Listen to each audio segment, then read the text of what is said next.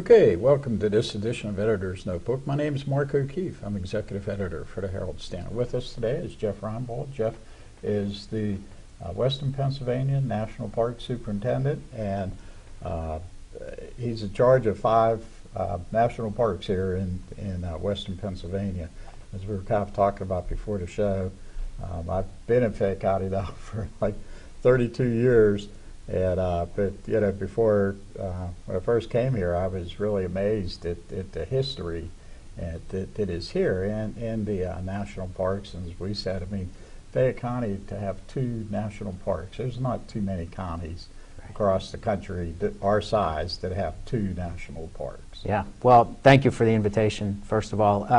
And it is, there's wonderful history in this part of the state. We're fortunate that our 5 sites tell a little bit different stories, but really the story of the development of this part of the state and of the country. And sites like, Fort Necessity were really pivotal in the start of the French and Indian War. And then not only that war, but everything that came after it. And the same with Friendship Hill, the home of Albert Gallatin. You want to learn about a gentleman who had a real hand in shaping this country in its formative years. That's Albert Gallatin. So you're right, there is an amazing amount of history here, and it's easy for those of us who live here to overlook that and to think about all the wonderful things that happen other places, but you realize how much of it is really in our backyard. Right. And of course you have the Flight 93 Memorial, which is of course more recent, and that probably does get the lion's share of the visitors and the attention. But you also have 2 other parks too. We do. Yeah, the Flight 93 is the most contemporary, and obviously one that's one of those watershed events that we all lived through. But the other 2 sites that we have are the Johnstown Flood Memorial.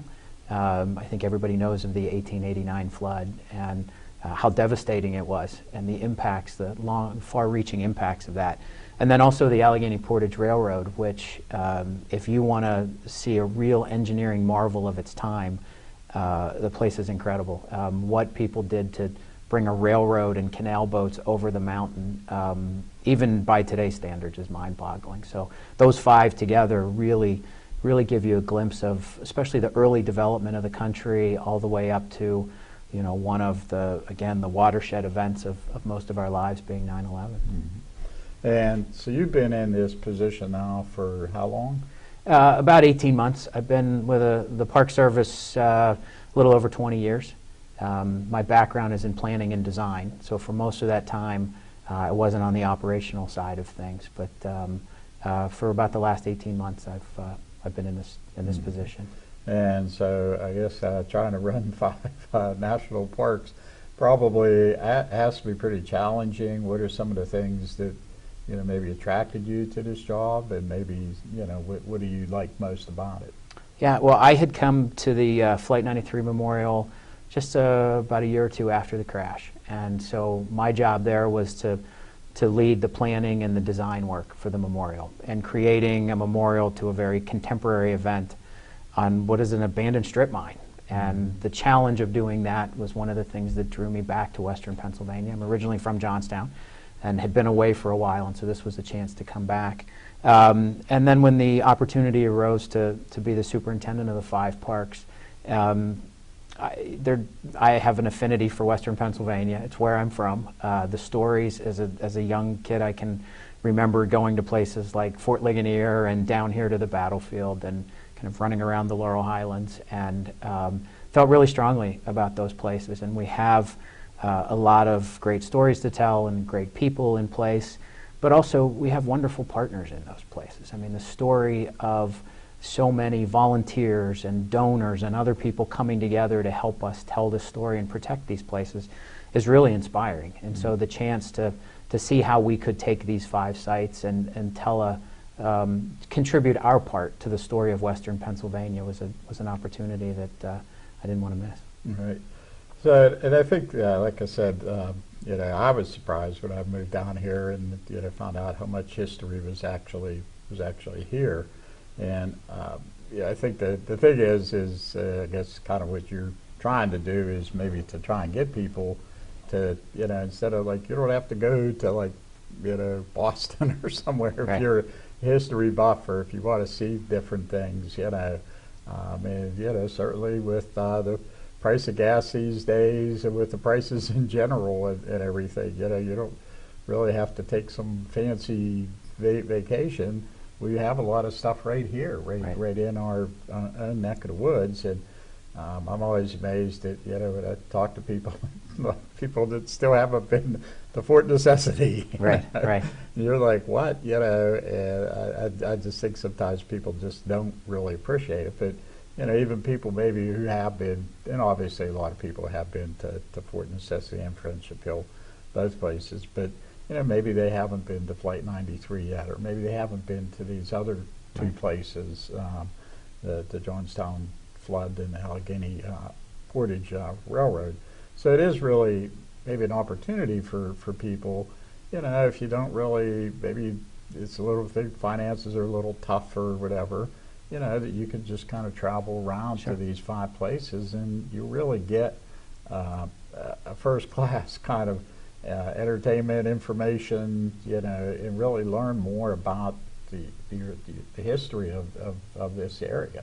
Yeah, it's a really inexpensive way to take the family to a lot of places and events that were important to the country's history. And we get people who said, I came to Fort Necessity as a kid, and I haven't been back since. And I would encourage them. It has changed, and we're in the middle of some more changes out at the battlefield that I think are going to be really interesting and exciting to people. And we get a lot of visitors from outside the area that come in. Especially for the events we hold at a lot of the sites. Those really bring in people from outside the region. And one of the things we're trying to do with the 5 sites is right now Flight 93 receives over 300,000 people a year. We want to interest a lot. Pretty amazing. It is, and we have a very small staff. And if it wasn't for a wonderful group of volunteers and partners, we could never care for these people the way we should. And so we're very fortunate in that way. But we also realize that for a lot of these people, especially folks coming from the east, from Washington D.C. or from Philadelphia, we really have a chance to get them to stay in the region longer. And so part of the reason we're trying to get out there and promote the 5 parks and let people know is for people who live here to come and see their history, and hopefully come and work with us, volunteer and be part of it, help tell people from outside the region.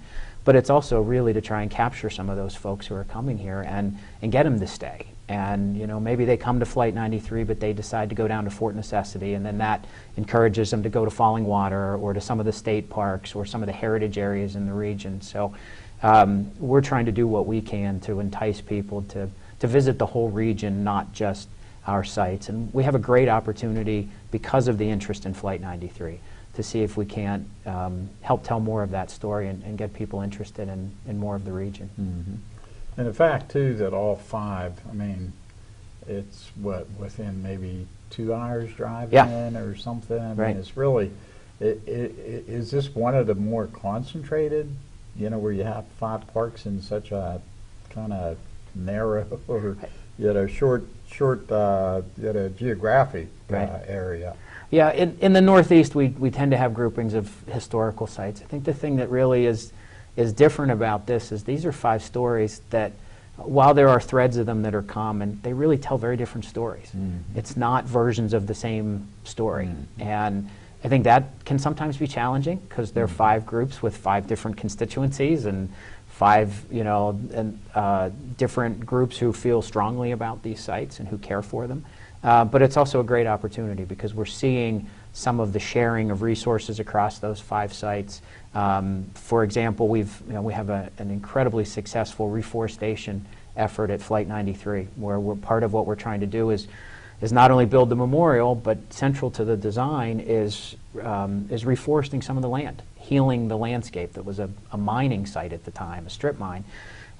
We're trying to interest some of those people in coming to Fort Necessity and helping us establish the historic tree line that used to be there that was so critical to the outcome of the battle. So by being able to put the 5 together like this and take advantage of these 5 somewhat different stories, we're also seeing that it really is an opportunity to interest visitors in a variety of places, get them to stay longer, and take some of that interest and share it in some of the other sites. So.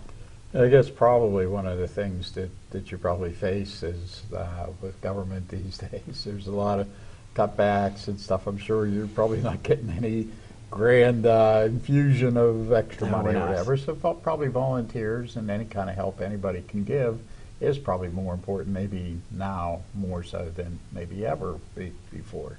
Is that true? Yeah, times are tough. They're tight. And it probably hasn't been obvious to most visitors. I really credit our staff and our partners and our volunteers because they really don't want the public to suffer out of this. We've had to cut our staff back. So if you go to Fort Necessity this summer, we don't have the seasonal rangers that we once did. We can't have as many programs as we used to. We had to shorten our hours at Flight 93.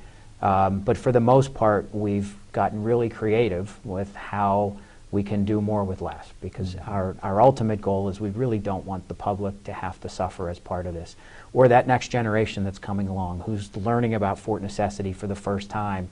You don't want to deny them that chance, and so we've had to get creative. But you know, again, as you mentioned, we've been really lucky. The volunteers and kind of outside donor support, that's not new to us. I mean, most of the 5 sites, if you go through their history, were really created because some citizen in the area felt strongly about this and wanted to protect that place. So we have a great legacy within the National Park Service and then also within these 5 sites of people stepping up to care for these places that were important for them. And today that takes the shape of volunteers working at our desks, doing volunteer programs, helping us with our school programs. We have we run a lot of students through the sites, and it's an important part of their curriculum in some cases.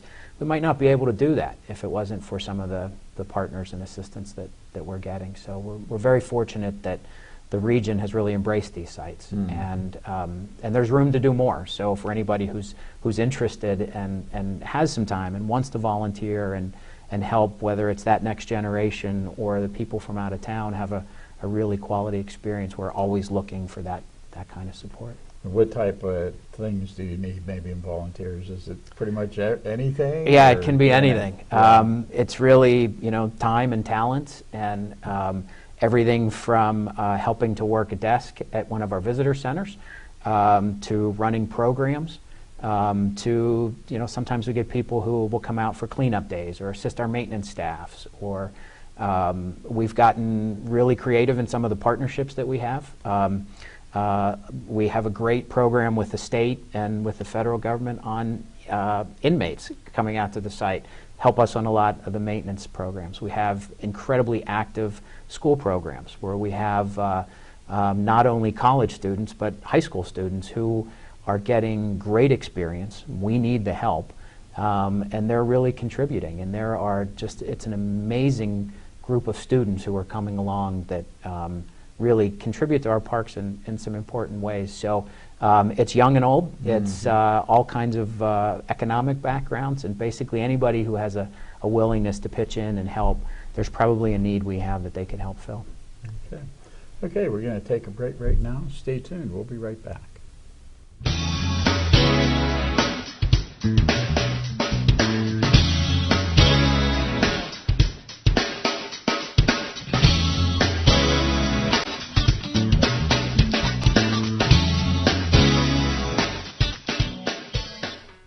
Okay, welcome back to this edition of Editor's Notebook. My name is Mark O'Keefe. I'm Executive Editor for the Herald-Standard. With me today is Jeff Reinbold. Jeff is the Western Pennsylvania National Park Superintendent. I want to thank you very much for coming on our show today. And Jeff is basically in charge of the 5 national parks here in not just Western Pennsylvania, but really southwestern Pennsylvania. And as we were saying, it's pretty amazing to have, 2 parks right here, Fort Necessity and Friendship Hill, in Fayette County, also Flight 93 Memorial, so close in Somerset up there in Shanksville, and then to have the 2 other, the Johnstown Flood Memorial and also the Portage Railroad. So people here may not realize it, but they're very fortunate to have 5 national parks basically within pretty easy driving distance. And that's what we were talking about, maybe trying to get people to the idea, well, maybe you can't go to Disney World this year or something. Right. Well, you have 5 places right here where there's all kind of different things going on, and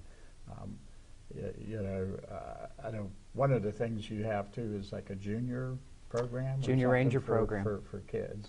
What's that all about? Well, it's really interesting. It's an opportunity for younger visitors to really get engaged with our parks. Historically, we've had a really vibrant program at Fort Necessity here. A lot of kids come out and can participate in that program. We also have a very active school age program through Fort Necessity. So a lot of younger students have kind of come through the site and know Fort Necessity from their younger years. And this year we're launching one at Flight 93, which is a real challenge. It's one of the things we've struggled with. Is we all remember that day and we remember the crash. But for now, it's middle school students who come there and have really no recollection of it. And then for the younger students, it's a tough place to visit. It's a memorial. It's a somewhat abstract design. And we really saw parents struggle with, how do you tell this story to a kid? Right. And so we were very fortunate. We were able to work with St. Vincent College and the Fred Rogers Center and the Fred Rogers Company and the University of Pittsburgh. And we're putting together kind of a new Junior Ranger materials for an event as contemporary and as difficult to talk about like this. So we're very fortunate that across the 5 parks we have some that are tried and true that really people have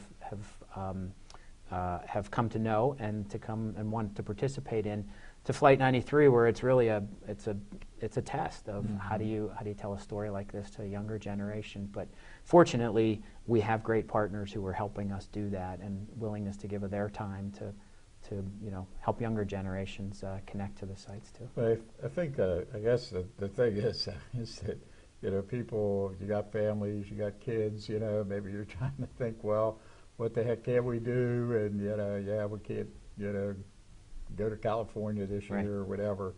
Well, here's something, and there are things for kids to do at these places, and things that kids, not only are they going to be maybe informed, which we hope, but also they can be active and they can be doing things that kids like to do. So certainly for families, this is pretty much a perfect type of place to go. Great opportunities. And the interesting thing is, among the 5, there's very different offerings for children and for families at all of them.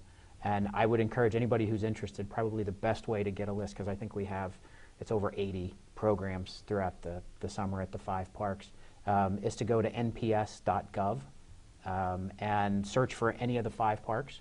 And if you do that, you'll be able to find, if you just search for Fort Necessity or for Friendship Hill, there's not only a list of the programs at those sites, but then the ones that are happening every other place. So you can take kids to the Allegheny Portage Railroad and see people in costume there telling what it was like to travel on the railroad and to build it, and really engaging programs. Some at the Johnstown Flood Memorial as well, that we have some folks there who have developed a black box theater that we have children who can come into and learn about that part of the story in a very different way. At the fort, the Fort Necessity, one of the things that's always popular are the black powder demonstrations, when kids can come, and gotta love that. They do. When they can come and hear and stand next to one of these weapons being fired, and what it was like. And we have a great group of rangers there who leads that program every year. And then the sleeper always is Friendship Hill. There are a lot of wonderful things to do down there. It's a beautiful setting, great place to take the kids and learn a little bit about Albert Gallatin, and then also just have a nice day out.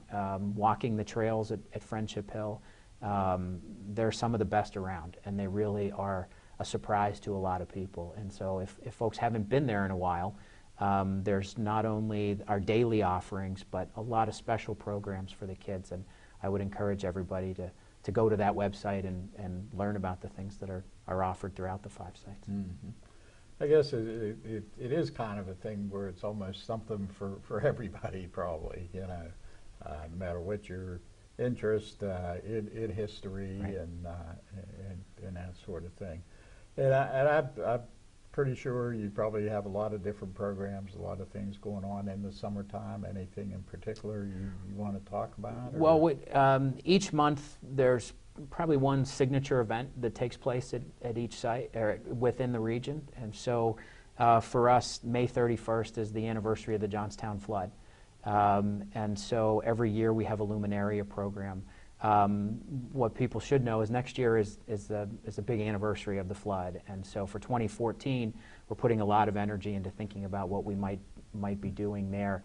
At Allegheny Portage, we have a number of Evening on the Summit programs where we have song and interpretive programs that are part of it. A great night out. Again, very affordable for a family to go to. At Fort Necessity, right in people's backyards here, the next event we have coming up is Pontiac's Rebellion, an encampment out at the site. And I believe that's the 20th and the 21st. So people have a chance, especially kids love the encampments. It's a chance to come out and get a little understanding of what soldier life might have been like, and to experience that a little bit. And then at the end of the month, on I think it's the 27th, we actually have a seminar down at Friendship Hill on Gallatin. We're going to have someone who dresses like Gallatin come out and talk about his life. And if you haven't learned much about Albert Gallatin, he's really a fascinating person, and really was really a visionary and a leader of his time. And maybe history hasn't given him the attention that he's probably due. But that seminar would be a great opportunity to come out and learn a little bit more about him. Our signature event down at Friendship Hill is Festival, which is in the end of September. It's a wonderful weekend, and we're very fortunate that the Friendship Hill Association, our volunteer partner, our Friends Group nonprofit partner, puts that event on in partnership with us, and they do a fantastic job of bringing out people from the area to talk about what frontier life was like, what in Gallatin's time period, what that would have been like. And if the weather's right and you hit that kind of late September weekend at Friendship Hill, it's a wonderful kind of Western Pennsylvania fall weekend. It's the music and everything that goes with it is really spectacular. And then the other big event for us is every September 11th, obviously at Flight 93. We have the anniversary service. So this September 11th is on a Wednesday this year. So that morning we will have another memorial ceremony. But we have new news this year is we'll be breaking ground on the visitor center that we're going to build. So Flight 93 is very much a work in process, and this is a major step forward with us when we start the construction of the visitor center. So probably right around the 11th, we'll also have a groundbreaking ceremony. So if people come this year around the anniversary, they'll also get a chance to see what this new facility, this new museum is going to be like, and what they'll be able to learn about September 11th. And so that's one of the other major events that we have going on this summer. And you say about 300,000 people go to the Flight 93 Memorial a year. That number sounds pretty impressive. Sounds a lot. Do you see this number? I mean, do you think it'll just keep growing in the years to come, or what's It's a good question. One we get a lot. I don't know that we were surprised by the 300. When we were doing the planning for the memorial, we always knew that the Pennsylvania Turnpike, would have a big effect on visitation. And literally, the minute we put the brown Park Service signs out on the highway, the numbers just went through the roof. And the interesting thing is, it doesn't seem to be dying off, or slowing down at all. I think we're only 20 minutes off the Turnpike. So many people travel that. As more of the site gets developed, I think those visitation numbers are going to continue to at least remain steady, but probably grow. The thing that has surprised us are the bus visits. We had 1,200 buses that were there last year. We are now part of a tours that will go to D.C. or to Gettysburg or to Philadelphia. So we've become one of those stops, and that leads us to believe. Makes sense, 'cause it's kind of in a natural general, fit. yeah. Right, Yeah. and so that leads us to believe those numbers probably won't go down. The interesting thing is we are seeing more people from the east come out to the site, and I think as we talked about before, the chance to turn those people into guests to the region Right. is really great. Our estimates are at this point we have probably 750,000 people who visit the 5 sites. And they generate just shy of about $30 million of spending in the region. Oh, yeah. And that's even before Flight 93 is fully developed. So these are people that have a significant impact on the economy of the area Right. as well. And I know especially in Somerset County as times have gotten tougher with the coal industry in particular, some of that is being softened because we are bringing in more tourists to the area, and you see the visitor spending grow. So I don't anticipate the numbers going down at Flight 93, and I think they'll at least stay the same and potentially grow.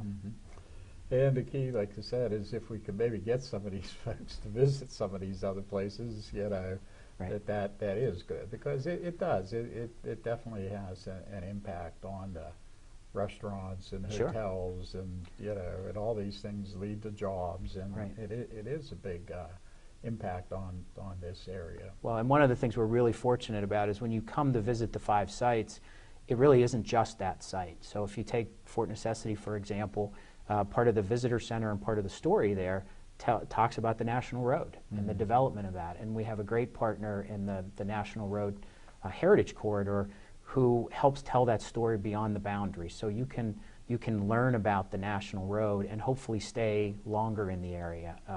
We have the Lincoln Highway right at Flight 93, where that's not only our entrance into the site, but for many people it's a great way for them to enter the region and to learn more about what's there. And fortunately for us in the north, the Allegheny Ridge Heritage Area is another great opportunity to take the story from just within the boundaries of the parks and take it out into the region and take it into the communities. And so we're fortunate to have those partners who help us give visitors a little more of the story than they would get if they just come to the site. They also help people stay in the region longer, and that's one of the things we're really fortunate about. There's not that many places that a state and the local communities have adopted the idea of heritage tourism and tried to, again, tell their story to people in a much fuller way than just at this museum or just at this park. And we definitely are beneficiaries of that. Right. Yeah. Yeah, so you hope that people do take advantage of that, and people both who live here, and also maybe we can bring in some tourists there. Yeah. So that's pretty much going to wrap up our show today. I did want to mention, we talked about in the first part about the volunteers and how important that Right. is. So anybody who's interested in volunteering, and you have a phone number, and also Probably the easiest way is if people go to our website, if they go to nps.gov, and then just search for the park that they're interested in. There's contact information there. Sometimes there'll be volunteer opportunities that are listed. And most of our parks also have a nonprofit partner that we work with, a friends group. And that's a great way to get involved, either through donating money as part of them or your time and your talents. Those are the groups that really help us stay vibrant and do the kinds of things that we want to do and offer programs when budget times get tough. So nps.gov is probably the best place to start. And so if you're interested in volunteering, or if you're just interested in anything about these parks, maybe you wonder, well, what kind of hours or what do they have there? Well, you can go to this website, and that'll give you a pretty good idea. It's a great resource, and then we also use them as extensions of the site, so you can go there and find all kinds of information that isn't necessarily just at the visitor center anymore. So it's a great place to explore and learn more about these sites, and then also about some of the related sites and our partners in the community. Okay, well, I want to thank Jeff Reinbold, who's the Western Pennsylvania National Park Superintendent, for coming on our show today. My name is Mark O'Keefe. I'm Executive Editor for the Herald-Standard.